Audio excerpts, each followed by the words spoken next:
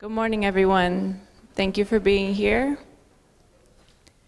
We're going to start today. I'm going to introduce Dr. Deborah Mack. Who's going to give an announcement.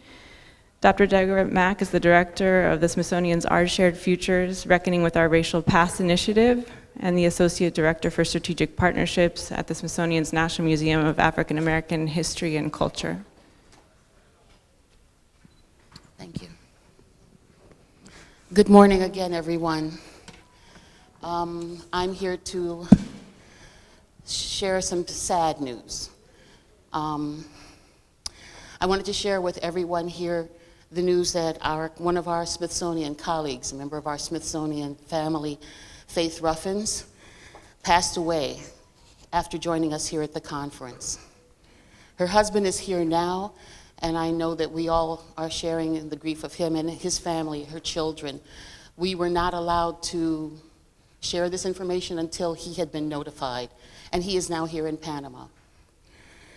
Dr. Ruffins, for those of you who knew her and know of her work, was an incredible role model. She was an inspiration, and she was a really close friend to so many of us, not only at Smithsonian, but elsewhere across the world, actually. And so many people are going to feel her loss. Our colleagues at the National Museum of American History are being notified today, as well as the rest of Smithsonian, of her passing. They do not know yet. And the museum and Smithsonian will be planning a memorial to celebrate all that she's done for the museum community and for our larger communities. And we will share that as we know more. I want to thank the Smithsonian team that really has supported her and her family at this really difficult time. The Hutchinson design team that really incredibly helped us with logistics. And the MAC leadership, which has been involved in this from the very beginning to share this and support us in all of this. Thank you all.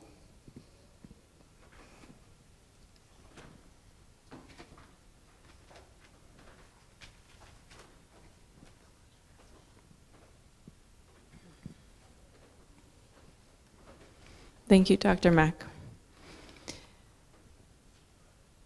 My name is Dani Merriman. I'm the director of the Center for Restorative History at the Smithsonian's National Museum of American History. And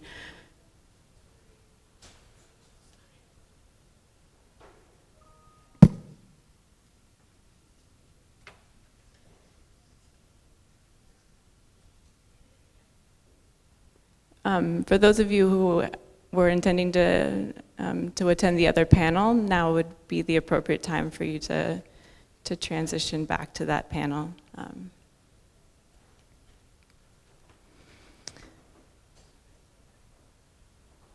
So I'm here with my colleagues, Nancy Bercaw, José Centeno-Meléndez, Magdalena Mieri, and Orilonise Yarborough.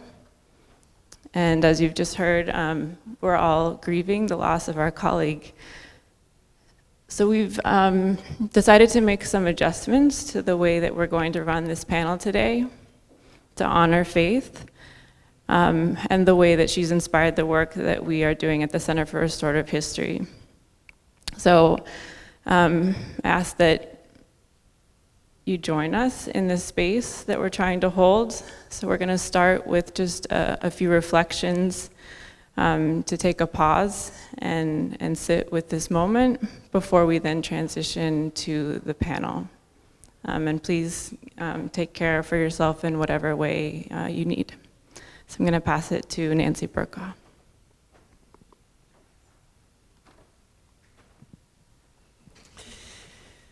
Good morning. My colleagues and I wanted to acknowledge to you today that we stand before you really quite heartbroken. I was asked to speak because I can usually put words around the moral compass of my heart, but today I'm really without words. We lost Fath yesterday, and this was unimaginable because she was our teacher, our guide, the person who always showed us that our work was possible and necessary, even in repressive times. We work at the Smithsonian, which is a large quasi-federal, that means a government institution. at the first history museum that was formed at the Smithsonian. So we at American History are the General History Museum, a predominantly white institution that really prides itself as being the standard bearer to proper museum practice. These practices are born, as much of our global institutions, out of colonialism, enslavement, and empire. So they are practices born to silence, with 1,000 bureaucratic cuts and a harsh policing of what is legitimate and what is not. To stare that in the face takes courage. To refuse to waver takes heart, and it takes close relationships and stamina. And Faith also taught us that this work places you face to face with grief all too often. Faith used to always tell us that her dearest friends, the people, her comrades who she did her work with, left this world way, way too young. And she taught us, well, she said, that with great love comes great grief. And that was something that she encountered along all of the years of her profession, and she was sure to share that with us. So Faith came to the museum in 1981, and alongside 3 other radical feminists of color, Raina Green, Bernice Johnson Reagan, and Marvette Perez, cracked open our museum, wide open, by bringing their true selves to the museum with vigor, honesty, and a demand for excellence. They drove a wedge into the white ways of knowing, cracking open what constitutes history, knowledge, and political power. This took courage, and it also cost lives. Faith was a bridge back to these professional ancestors. She was our past, our present, and our blueprint for the future. So we feel her loss quite greatly. I'm going to turn it over to my colleague, José. Faith has welcomed generations of, I won't even say museum professionals. She's welcomed generations of people who would look towards the past in order to get a better understanding of our collective present and usher a path towards a better future. And she carved those spaces in a museum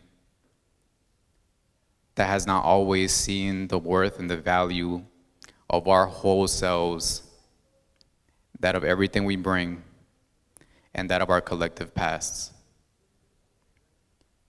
She held us with open arms, seeing the significance of building ties and relationships across peoples, across identity markers, across generations, across political belief systems, so that we can all have a better understanding of the ways in which we all craft this fabric of, in our case, what it means to be an American beyond borders, beyond that of the United States, what it means to be a human being, what it means to build community, what it means to live in collectivity. She brought years of wisdom with her from grassroots, Black radical feminist traditions, and has shared all of these knowledges and wisdom with us with so much grace, with the hopes that one day we all can too carry on this work forward.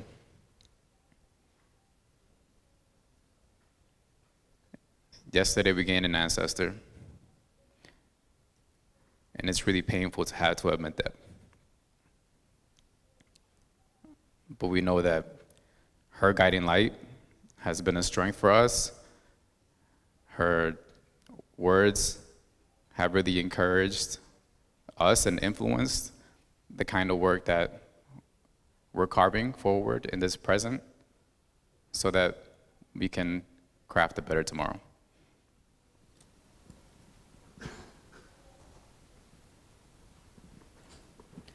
Good morning, everyone. Two things. If you are using one of the receivers for translation services, the folks have asked us to remind you to return them at the end of the day today. So just a note for folks who are using translation services. My name is Orilonise Yarborough. I'm the Associate Director of Community Engagement and Operations at the Center for Restorative History.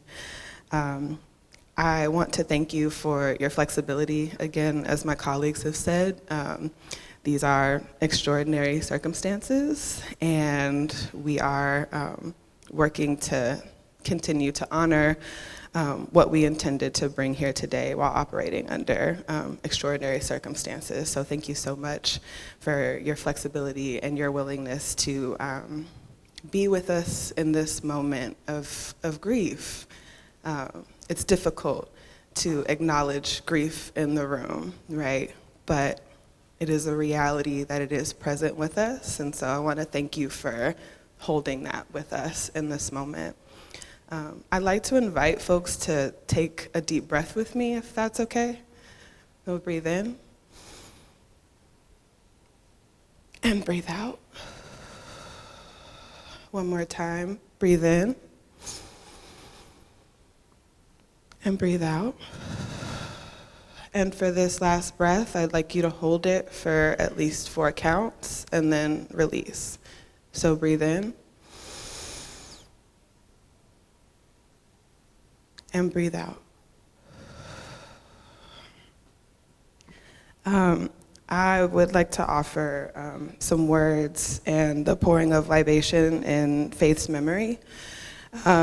The practice of pouring of libation is a practice that spans many indigenous and African traditional religions such as Hoodoo, Lukumi, Ifa, Voodoo, and even some Abrahamic contexts, but essentially is the ritual pouring of spirits or liquids in order to honor our dearly departed as well as our esteemed ancestors, esteemed elders, of which Faith was both. So this is very simple practice. I'm gonna pour water from this glass 3 times, and I'll offer some words in Faith's memory. As I close with those words, you will hear me say Ashe, and I invite you when I close to say either Ashe, Amen, whatever words of affirmation that you use as well.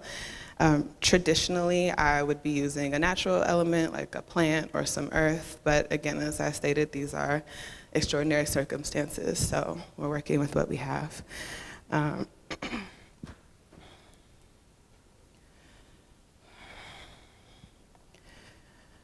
offer this water in memory of an esteemed elder, Fath Davis Ruffins, a curator and a scholar, yes, but also a friend, a mentor, a force who spun gold from thin air. May her work, her witness, and her memory be a light for all of us, and may those of us in grief be soothed by her memory. Ashe. I offer this water for the long line of ancestors that guides and influences our work, a pantheon that Faith is now a part of.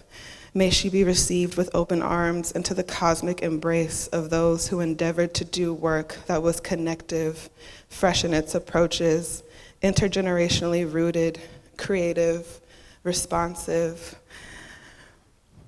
Ashe. Lastly, I offer this water for those of us who are left to continue the work of elders like Faith. My colleague Nancy mentioned yesterday that another thing that Faith often said was that the one thing that you never get back is time. If that is the case, I want us to think about how we can best use the time that we have left in service of our collective goals. How can we better use the time that we have left when we are ancestors How do we want to be remembered? What is our work for those who are left? And what is now our duty to push forward?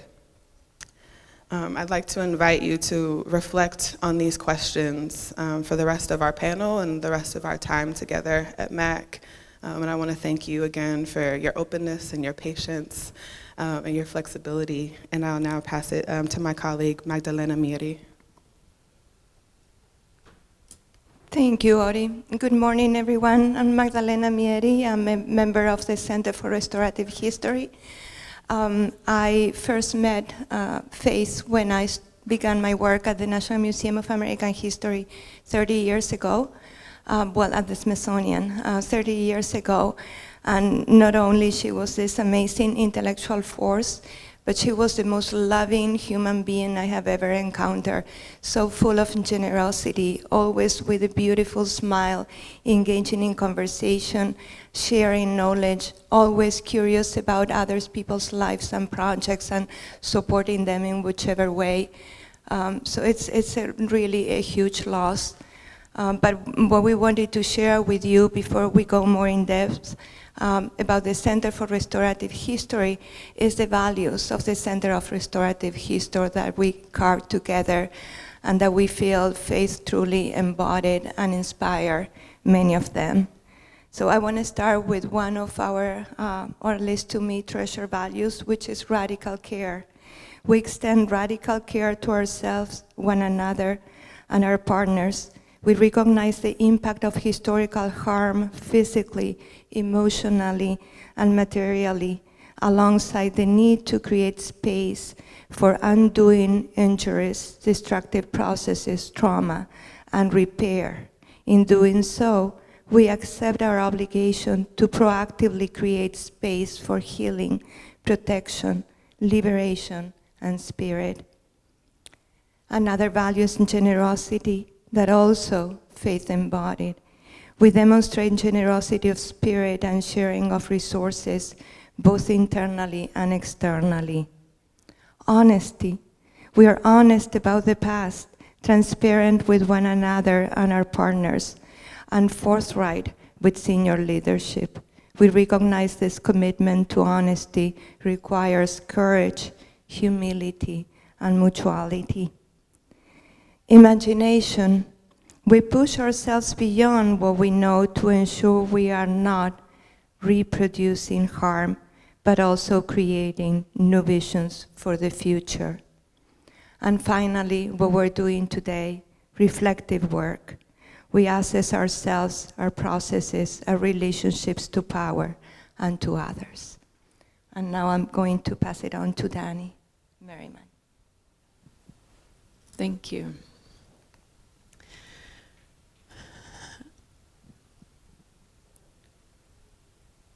Well, I have both the privilege and the difficult job of transitioning to talk more in depth about the Center for Restorative History, but as my colleagues have mentioned, part of it feels right because we know how much Fath's work really laid the groundwork for the possibility of something like the center to exist. And so with the sentiment of everything that you've heard, I think you'll see that echoed through the way that we've done our work. So for the rest of the session, I'm going to share a bit more in depth about the center and its formation, the way that we've done our work, and then we'll open up space at the end for discussion. And we have some additional questions that we'd like to put out, and of course we'll open space for you to ask questions of us as well. And we look forward to hearing from all of you. I want to start by acknowledging that we are especially grateful for the opportunity to be at this conference and to share this work because Caribbean scholarship and praxis has been so central to the way that we do this work and our vision for what's possible. This is unfinished work, and we're eager to share with you all to hear your reflections and ideas and exchange. So the Center for Restorative History, as you heard from our values, It's dedicated to creating a form of museum and community-based practice. We draw from the principles of restorative justice to think about how we can move forward with a focus on redress. The center was created in 2019 by our founding directors, Sion Wold-Michael and Deputy Director Nancy Bercaw, along with staff from across the museum, the National Museum of American History, the Smithsonian. And they all shared in common a dedication to generating a paradigm shift for the way that we do work. And as Nancy mentioned earlier, it's important to recognize what it means to try to do this work at the National Flagship History Museum of the United States, and also in a government institution. And how the long and painful struggle it is to push those institutions to change. So at its core, restorative history is a theory and a method that tries to reorient our museum practices and community engagement toward redress. We build on a rich lineage of global community engaged practices from people like all of you in this room, from our colleagues at American History and beyond. And restorative history seeks to offer a compass and a framework for how we do that work. By specifically focusing on redress, restorative history begins this work by acknowledging the museum's role in perpetuating harm, past and present, and taking responsibility to confront and rectify that harm through dedicated partnership with the communities that have been historically excluded from our institutions and our narratives. So drawing from the principles of restorative justice, our methodology specifically brings together perpetrating institutions like the Smithsonian and harmed communities together with 4 framing questions. We ask, what harm has been done, past and present? What are the community's stated needs? What are our institutional obligations to meet those needs with the resources that we have? And what are the root causes of harm? And with this last question, restorative history seeks to harness the power of history to identify the structural root causes of harm and the future systemic changes that are needed within our public history institutions to ensure that we don't reproduce that harm moving forward. In terms of how we go about doing this work, at its core, restorative history is less about products than it is about building relationships. Community engagement and co-curation is at our foundation.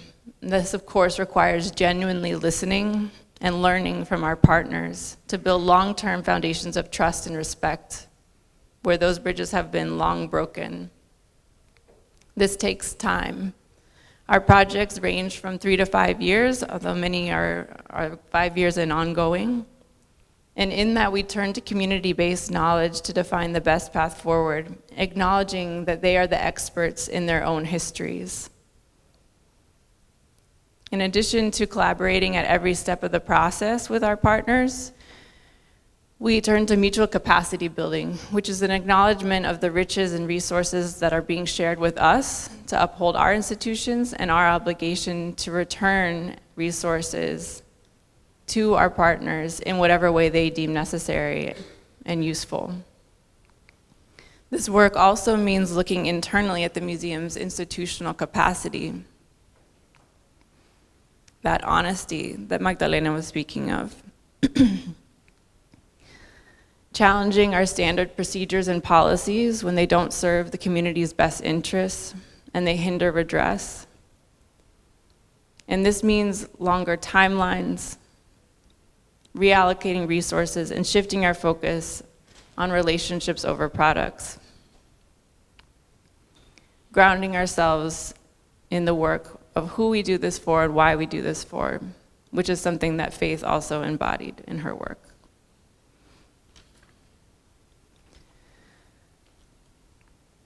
Many of our projects are multi-sited and draw from rural areas of the United States We also work in Mexico City.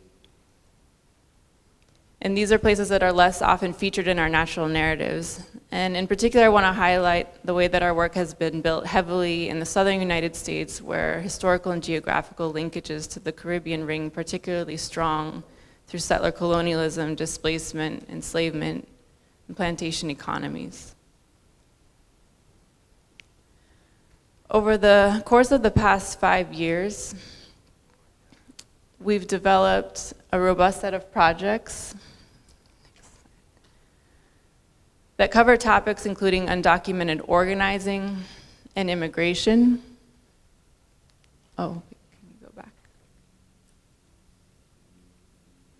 Oh, seems like we're missing a, that's okay, we're missing a slide.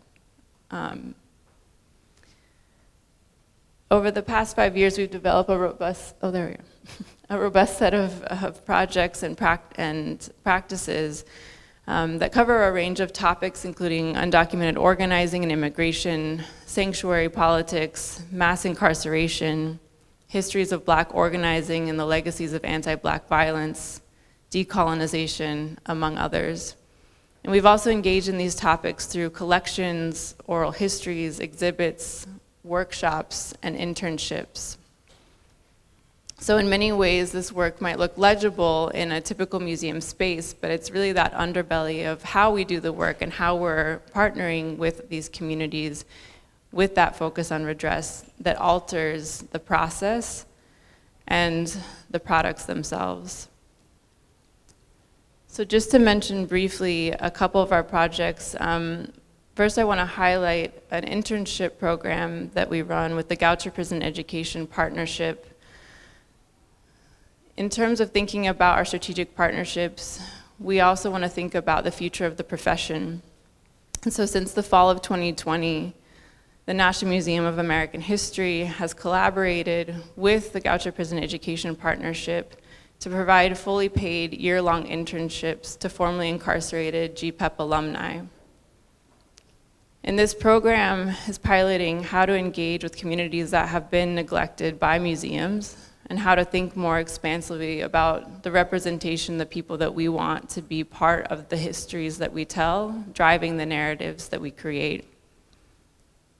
And this practice specifically seeks to recognize that our institutions rely on a program called UNICOR, which in the United States relies on severely underpaid prison labor to produce products for our offices. And we are part of that extractive system by being positioned at the Smithsonian. And so we recognize that and in our small way, work with this internship program to address that harm. I want to also state that GPEP interns have been with us since the very beginning of the center and are critical members to the shaping of the very principles and practices that we've been talking about today. Another project that I'll mention briefly, is our work with community partners based in the Mississippi Delta, where we have co-created an exhibit called Reckoning with Remembrance, History and Justice and the Murder of Emmett Till. This work, I won't go into the details of each of these projects, but what I want to really highlight here is that we've piloted a way of working with communities in which they have read every letter, they have been part of every sentence and every moment of the curation process, making decisions not only about what is said, how it's said, and what stories are uplifted. So where we might read one story from our national gaze, the community helped us understand the importance of the local story, the importance in this case of uplifting the decades of Black organizing. Another project that we work on is the Undocumented Organizing Collecting Initiative, which is led by Nancy Bercaw, José Centeno-Meléndez, and our colleague Pari Arteaga. And this project, focusing on the work of undocumented organizers, seeks to document how contemporary US political movements are transforming national policies and debates about immigration. And in this project, the oral history practices themselves have altered the way we think about consent, who has control over their narratives, and what happens when that narrative shifts over to a national institution. How do we use our position and our power to uplift those voices, but to also ensure that narrators retain control over their own stories and how they're used? This is also about long-term and deep care for communities, for how we work together.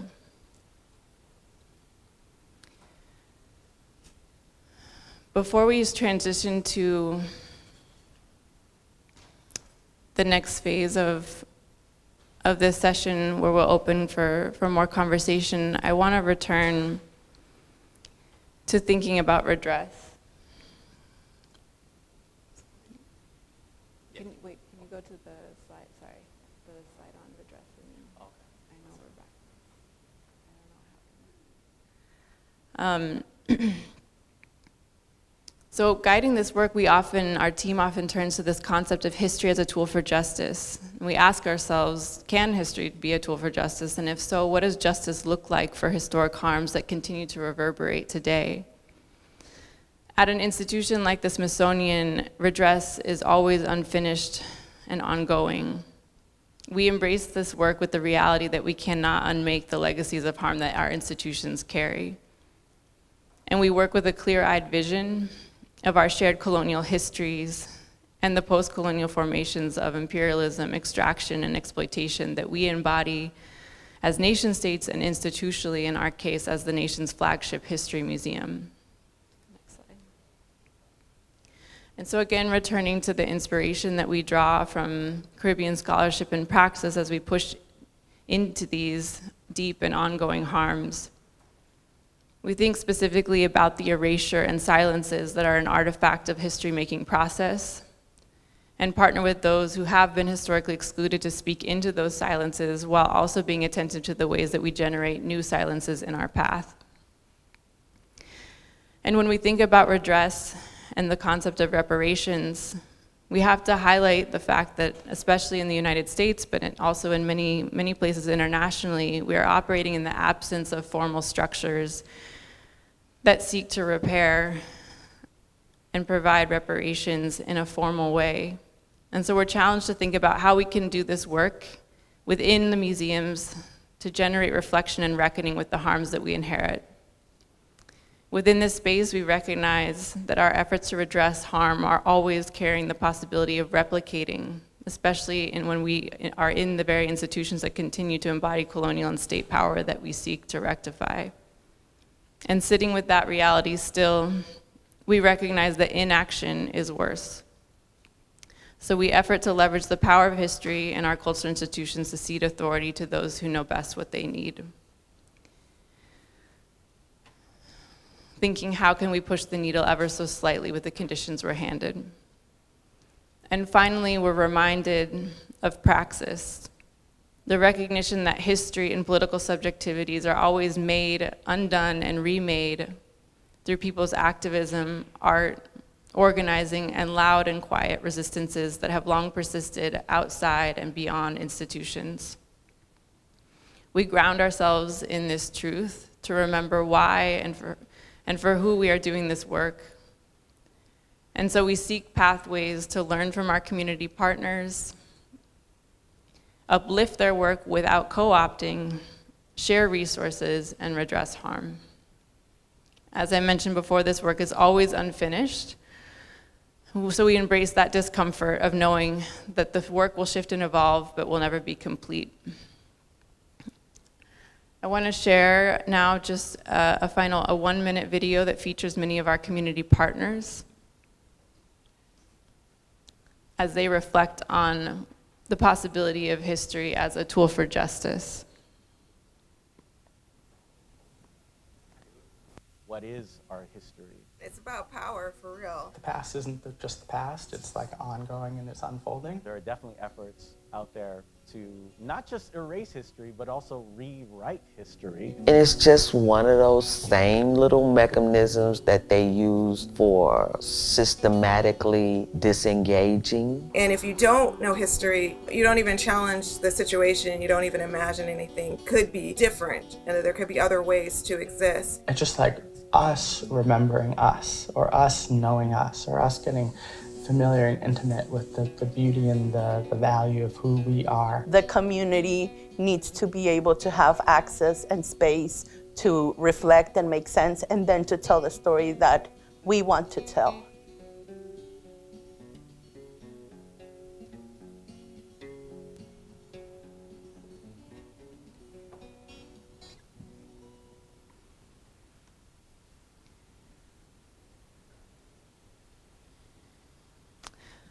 All right. Thank you. So we're going to turn it over. I'm going to turn it back to Ori now to facilitate questions and also hopefully some discussion with you all. Thank you. Hello, everyone. Before we move into the questions that we have for you all to talk with each other about and with us about, we wanted to open up some space for questions from the audience based off of what you've heard. So I have this mic. I'll pass it to folks, and so if folks have questions, just feel free to raise your hand, and I will get it to you. Or my colleague, Jose, will get the mic to you. Thank you, Jose. Any questions? Okay, and then I'll come back.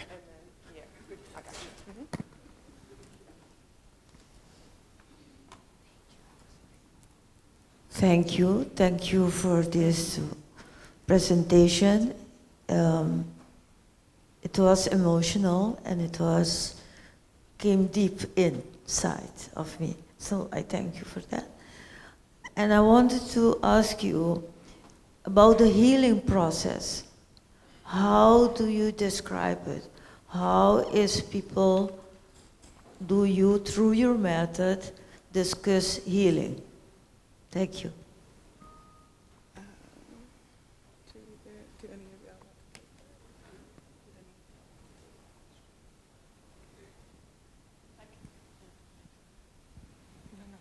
Do this, yes, please. I think the healing process is always incomplete.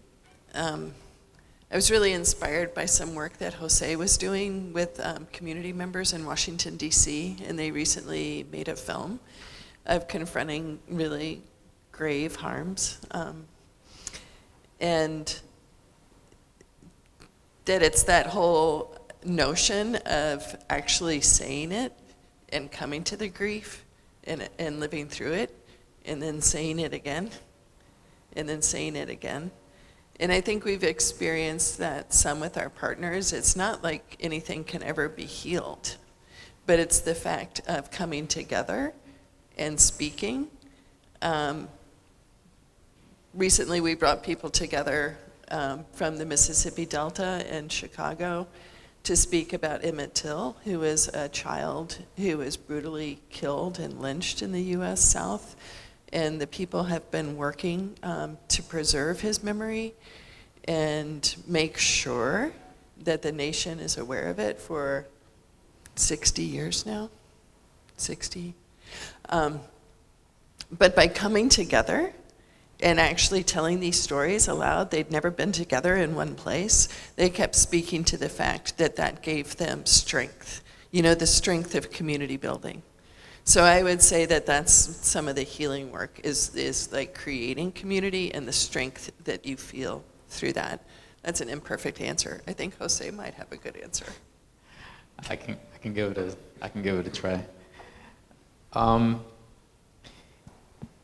Yeah, healing takes a very, very long time. The documentary that Nancy's speaking of is from the perspective of a Salvadoran American artist who has spent 40 years trying to grapple with the horrors of US sanctioned violence in El Salvador, and how that's caused so much personal trauma to him, to his family, to loved ones, but also to the community that he built in Washington, D.C., alongside people from all over the world, from multiple diasporas, who also found themselves in the United States as a result of violence in their countries. And those are painful experiences that artists have been grappling with, they continue to grapple with in imperfect ways. And that documentary served as an opportunity to, at the very least, take a moment to reflect on what it meant to go through those lived experiences. At the museum, we see that space as a place of convening where people can also have and share intimate space and time with the objects that we hold, which speak to a lot of the historic violence which people of color primarily have experienced. And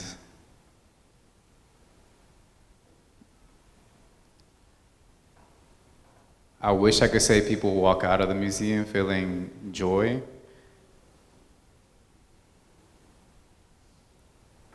If anything, they feel a more deeper sense of affirmation, knowing that as community organizers, they see the through lines of not only violence, but community action and responses to harm that have propelled their work forward across generations. And that time together has really been important for generative dialogues across peoples to see how they can move forward together. That was a very incomplete answer as well, but I give it a try. One over there. Somebody over here as well, right? I think I saw your hand first. Is that okay? Then okay.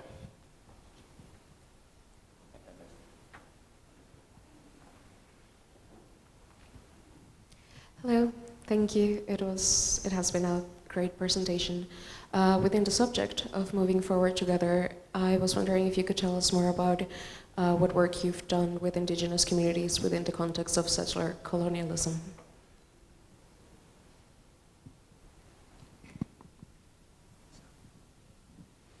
Yeah, thank you for that question.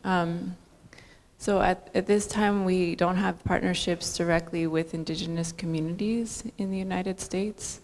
We are building a partnership with, so at the Smithsonian, we have many different museums that tend to often work in silos. And one of those museums is the National Museum of the American Indian, which was created in a large part to rectify the silences in our own museum, right, the absences. And that then has siloed the way that those histories are addressed in ways that are extremely problematic and reproducing those same violences. And so we're currently trying to build a partnership with our colleagues in the National Museum of American Indian to think about how we can build bridges with the methodologies that we're charting out, which in large part draw from our colleagues who are doing great work and community engaged work at the National Museum of the American Indian. And part of that is because, this work, because it is about harm and about building relationships and trust, it can't just be anybody, right, that shows up and says, okay, I want to work with this community. You have to have connections and contexts, and you ideally would be representative of that community as well.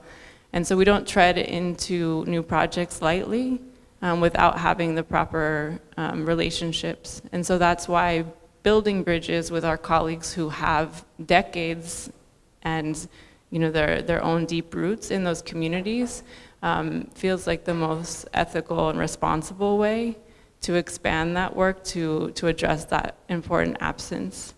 in our collection. So we look forward to hopefully expanding more. Thank you.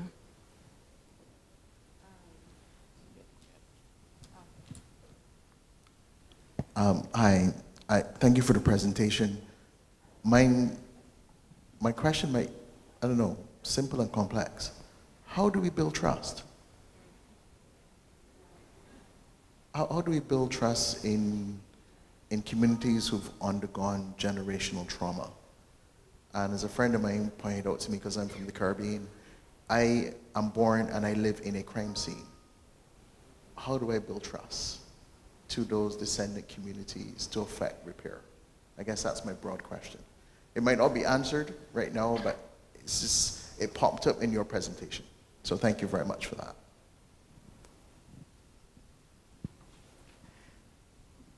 I can, yes. Okay, here, let me move to the front. How do you, Patty, would you like to reflect on it a little bit? No? Okay. Patty is a really important member of our team who also helped co-found the center. And part of the lived experiences that Patty brings to the table has been that of building trust, seeking to build trust from within a national museum and community organizers, grassroots community organizers in particular, undocumented community organizers. And having shared so many spaces with Patty, I've learned that it's been really important to approach spaces with a lot of humility and bring in our whole selves into a space. You ready? Okay, all right, there you go. I was gonna kick it off for you. Yes, yes. Come on up. So I wrote down what you mentioned. It's a crime scene, right? I'm gonna come to the back. I think what the center has allowed us to do is when we work at a museum, as I mentioned, it's always a product. You have an oral history, you have an object, an exhibition, or a program. What this has allowed us to do in building trust is the expectation that none of that needs to come this way. None of that needs to come to the museum. It is imperfect, it is not, as Nancy mentioned going back, you need to recognize it, say we have caused incredible harm, we're not expecting anything. And if that trust is not built, then that's fine. We need to earn that. Just because we are the Smithsonian does not mean you need to trust us. We need to earn that. And I feel like that can go with any other museum. Just because we have a big name or whatever we've done in the past, I'm looking at you, I need to build that trust with you. So again, I think it's helpful to be very forthright about your expectations when you want to engage with someone. Who is it going to benefit?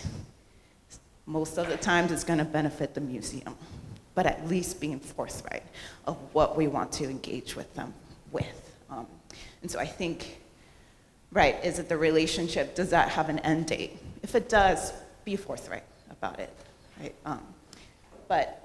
Yeah, I think it goes back with what's been helpful here is what is expected of them, right? If they want to participate in a program, so be it. But yeah, I think that's been, it takes years. I'm not gonna, it takes years, but I think that's been an incredible, helpful process of just being absolutely honest of what this relationship is. So I hope, and I'm pretty sure you do that as well. You're nodding your head, yeah. Any other thoughts? Where? Okay, yes, there you go. Well, we're all here embracing you and Faith, and thank you for honoring your colleague, and thank you for standing in front of us or sitting in front of us so firmly and committed to your work and honoring everyone here. So I wanted to first say that. And my question has to do with the recent political changes in the United States with the Trump back in power. And I come from Puerto Rico, and we're very concerned as well, since in one of those campaigns we were mentioned as a little island in the middle of the ocean that is full of trash. And we're afraid of all the racism and all these things that are going on, and how are you, in terms of advocacy and legislation, what are you thinking may need to happen so that this fear that people are having, all of us minorities, with the current government in the United States?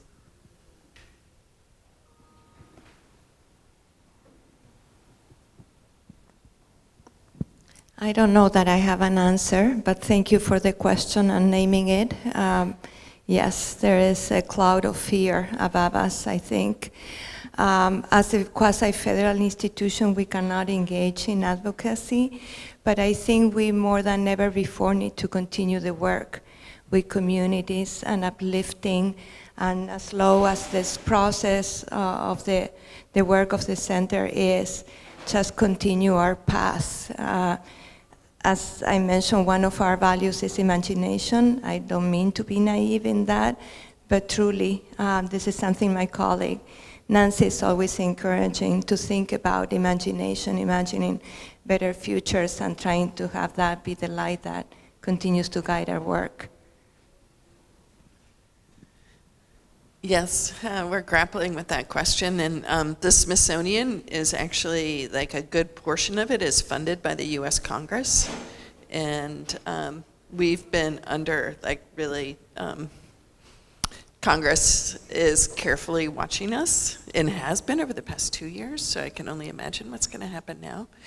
And so we have been talking about it within the museum, and like, how do you take your work from here? Because we're already, our projects are carefully reviewed, not only by the director of our museum, but by everyone at the Smithsonian.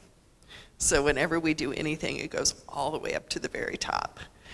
So it's like, well, how then are we going to move forward? And it was Faith who actually came up with, we were like, oh, what do we do? The world's coming to an end. And Faith was like, well, I've been through this before. And she was like, you make sure that you always save your money. You try to, like, do everything, like, entrepreneurial that you can in order to, like, create those pockets of money, and then you just quietly know who you're doing your work for, and you continue to do it. And you can't expect support from elsewhere. But I'm really into documenting. Like, one thing we do is we serve as an archive for the nation. So why don't we begin to tell these stories in our catalog records? And that seems so small, but I know that that's one thing that's going to survive over time. Because if there's anything a museum does, it saves its accession records. So I am now going crazy with, like, filling in reports and doing all of this that has to be then, like, Xeroxed and put on permanent paper so that it'll never be destroyed. It's like, just preserve that archive as well as continuing. And that's really putting people's voices out there. So whenever we collect, to tell that story and make sure that it's implanted. But I wish we had a better plan.